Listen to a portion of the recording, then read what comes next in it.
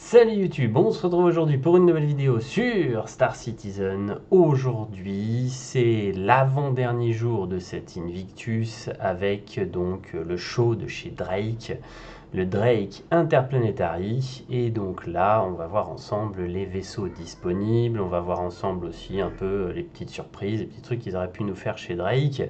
Euh, on va voir surtout ce qu'ils nous proposent en upgrade Warbond et voir les dispos sur les standalone ships. Donc on va attaquer directement tout de suite avec les vaisseaux disponibles.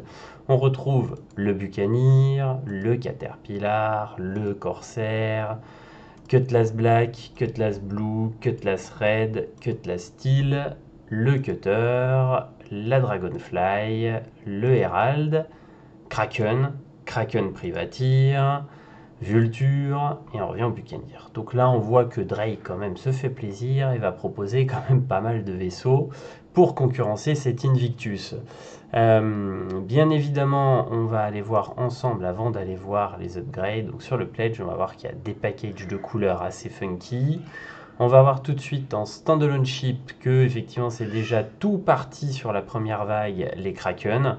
Seconde vague cette nuit comme d'habitude. En tout cas voilà, Kraken classique, Kraken Privateer, au revoir. Pour ceux qui en voulaient un, il fallait se jeter dessus là direct cash. Et bien évidemment, sinon cette nuit, la bataille du F5 pour pouvoir s'offrir son petit Kraken qui clairement je préfère le Privateer, mais après le Kraken classique est déjà monstrueux. C'est pour moi le vaisseau certainement le plus attendu du jeu. Après, dites-moi vous ce que vous en pensez dans les commentaires, mais il y a quand même un sacré paquet de monde qui attendent ces deux ships, surtout le Kraken classique, parce que c'est des monstres et que ça va être vraiment cool. Moi je dis juste à visiter, je serais déjà très content de pouvoir rentrer dedans et me balader. On retrouve donc tous ceux que j'ai énumérés ensuite, en standalone bien évidemment, mais on va aller voir directement les peintures parce qu'on a déjà vu les vaisseaux qui étaient dispo. Donc en peinture, on a le pack de 5 peintures pour le Cutter qui, avec l'Avenger, pour moi, sont maintenant les deux meilleurs starters depuis sa sortie. Je trouve qu'il est vraiment cool le Cutter pour débuter, c'est un très très bon ship. Et là, il nous propose des couleurs assez funky. Donc on a la couleur rose et noir, le jaune, noir, gris qui est assez cool aussi. Et sinon, bon, les autres peintures qui existaient déjà. On a aussi, petite surprise, des peintures pour le Vulture. Alors j'ai pas fait gaffe si elles étaient sorties en même temps que le Vulture ou si les New, c'est vraiment celles qu'ils ont fait là pour l'event. Je pense que c'est pour l'event, dites-moi si je me trompe en commentaire, mais comme par hasard, on a la rose et noire et pareil, le liseré jaune et noir qui est plutôt classe. Franchement, la Vulture, celle-ci, là, avec le liseré juste jaune, le petit trait jaune et tout, je la trouve vraiment cool. La rose est vraiment kikou. Après, vous aviez déjà la rouge, la grise et blanche et la grise noire rouge qui était plutôt sympa aussi. Donc voilà pour ce qui est des peintures disponibles aujourd'hui. Les tenues, c'est vrai que je suis pas revenu sur les autres jours. Je vais regarder quand même s'ils nous ont pas pondu un truc pour Drake Interplanetary. C'est pas sûr. Donc non, on a juste, oui, effectivement, le t-shirt Drake, c'est tout, rien de particulier. Pas de nouveauté aujourd'hui, en tout cas, ils n'ont rien rajouté par rapport à l'Invictus. Ok. Ensuite, au niveau donc des packs, on retrouve donc tous les packs, bien évidemment, concierge. Il n'y a pas de pack spécifique hors concierge pour Drake. En tout cas, le pack concierge pour Drake, je trouve, est une dinguerie, surtout l'offre Warbond, parce que vous avez des vaisseaux pour quasi tout faire dans le jeu. Voilà, c'est une marque où on l'aime ou on la déteste souvent. Moi, c'est une marque que je trouve assez cool. Franchement, vous avez de quoi tout faire, quoi. C'est une dinguerie. C'est pour moi le meilleur pack de marque concierge disponible. Je trouve que vraiment il y a de quoi pour une flotte globale en plus pour une grosse corpo, c'est une dinguerie. Je trouve que c'est vraiment cool. On arrive sur les ship upgrades. Donc sur les ship upgrades, c'est pas compliqué, on l'a vu, hein, c'est le Corsair. Donc moi j'avais déjà prélisté les ships que je vais vous conseiller pour passer dessus. Le Corsair, vous allez gagner 20 balles dessus. On gagne 20 balles avec l'offre de 130 au lieu de 250. Alors, il y a plusieurs écoles. Bien évidemment, le 225 est la meilleure école en termes d'économie parce que ça va vous coûter 6 $, on le sait. Mais je pense que le Rylan, le prix peut bouger à l'Alien Week. C'est un risque. Si vous avez les moyens, prenez les deux. Prenez une Rylan Corsair et une Defender Corsair. Le Defender, le prix ne bougera plus jamais. Vous êtes tranquille. Le Sentokai, le prix va bouger. Le Rylan, le prix va bouger. Donc, c'est pas forcément malin de prendre ça sur votre chaîne d'upgrade. Ça, c'est des chips qui sont intéressants si vous voulez faire une plus-value, mais pas du tout sur une chaîne d'upgrade. Donc, moi, je vous conseille vraiment Defender to Corsair. Certes, c'est 12 $ au lieu des 6 $ habituels, mais franchement, voilà, ça vous fait quand même gagner 20 balles. C'est toujours ça de gagner. Donc ça, c'est mon petit conseil upgrade du jour. Après, au niveau des chips dispo chez Drake, si je vous donnais mon avis sur les chips, parce que je n'aurai pas le temps certainement de faire une autre vidéo sur cette Invictus, demain je pense pas en faire une, je vous mettrai peut-être en épinglé l'upgrade si j'ai le temps, mais c'est pas sûr non plus. Donc je vais quand même vous donner mon avis sur les chips de chez Drake. Le Buccaneer, surkiffage, je l'ai eu pendant longtemps.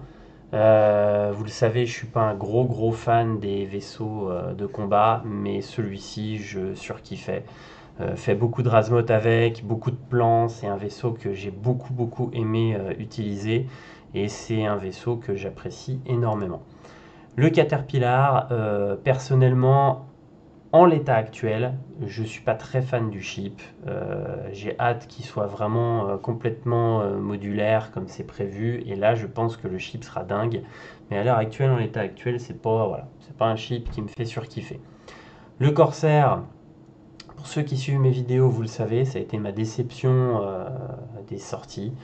Je sais qu'il y a beaucoup de gens qui l'apprécient. Moi, voilà, je le trouve pas super joli esthétiquement. Je trouve l'intérieur pas génial non plus, et donc j'ai été un peu déçu. C'est un vaisseau que je possède, que j'ai, et que j'attendais, mais du coup c'est celui que je migrerai certainement sur ou le Galaxy ou le 600i selon mes choix, ou encore le C2 qui fait partie aussi voilà, des derniers chips qui peuvent m'intéresser, mais bon, je l'ai en prêt avec mon Merchantman. Donc à l'heure actuelle, le C2, c'est vrai que c'est pas forcément intéressant de le prendre directement, donc j'ai gardé le Corsair au cas où des copains puissent en avoir besoin.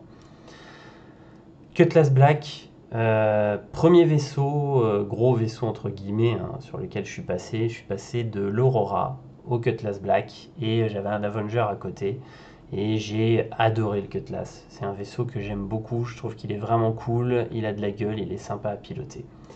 Donc après, bon, la version Blue, la version Red, bien évidemment, la version Steel. Version Steel qui est la version que j'aime le moins dans les versions du Cutlass.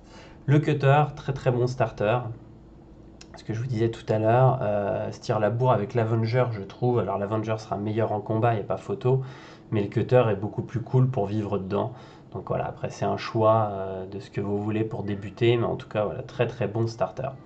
Dragonfly, bof, voilà, bof tiers. Le Herald, un vaisseau que j'ai toujours beaucoup apprécié pour sa vitesse et surtout j'étais très intéressé dès le départ du jeu moi par le vol de données, c'est pour ça que j'ai pris un runner que je trouve vraiment cool, et l'Herald effectivement lui me faisait kiffer avant la sortie du Star Runner, tout simplement parce que c'est le vaisseau qui permettait de voler des données et qui était un peu le seul vaisseau disponible pour voler des données. Alors malheureusement, le vol de données n'existe pas, bon, en tout cas n'existait pas du tout, n'existe pas vraiment encore, et donc c'est pas forcément le vaisseau le plus intéressant à l'heure actuelle, mais le concept me plaît beaucoup. Le Kraken et Kraken Privateer, donc ben, voilà des deux dingueries, hein, deux énormes dingueries, même si je préfère de loin le Privateer au Kraken classique. Le Vulture, très cool, très fonctionnel et gameplay assez sympa, je trouve. Le Salvage, c'est un gameplay que je trouve assez cool. Donc si je devais en choisir qu'un chez nos amis, bah, bien évidemment le Kraken Privateer, mais bon, on est hors budget. Si je dois en choisir un autre, bah, on va certainement s'orienter sur le Cutter, hein, parce que le Cutter, c'est une belle dinguerie. Donc voilà, mon choix chez Drake, le Cutter. Je pense que j'ai fait le tour. Je pense que j'ai fait vraiment le tour. Je vous dis à bientôt pour de prochaines vidéos sur Star Citizen. Je vous épingle demain certainement, donc l'upgrade de demain. Et à moins d'une énorme surprise où ils nous font une chaîne d'upgrade et que toutes les upgrades soient dispo, on se revoit certainement Alien Week. Il y a peu de chances que je fasse des vidéos sur Star Citizen avant parce qu'il y a la sortie de Diablo 4. Je vais être en live tout le week-end prochain sur Diablo 4. Donc il y a peu de chances que j'ai le temps de sortir des vidéos sur SC entre temps.